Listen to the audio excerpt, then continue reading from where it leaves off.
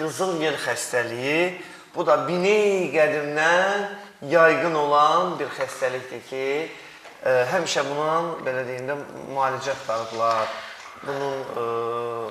Bundan yaxalarını qurtarmaq istəyirlər, qızıl yel xəstəliyi. Qızı sevinir.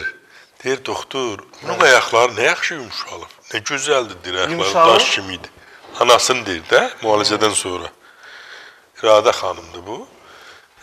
Çox gözəl insandır, salamlayıram elə buradan. Yəni, təbii yollarla müalicələr, Samir bəy, bir uzun ömürlü olur. Bir var, hər hansı bir ağrı kəsici dərmanı içirsən, təsiri qutaran kimi ağrı kəsicinin, yenə ağrı başlayır. Təbii müalicədə elə deyil. Sən orqanizm bərpa eləyibsənsə, toxumalar bərpa olubsa, orqanların fəaliyyəti normallaşırsa, uzun müddət rahat olursan, yaxşı olursan.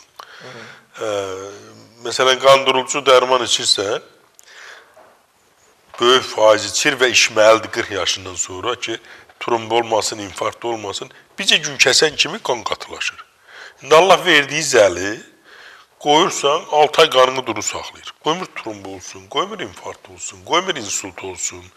Bütün orqanların qanla təsisatını yaxşılaşdırır. Mən yorulan kimi qoyuram və gözümə işıq gəlir. Allah'ın olsun.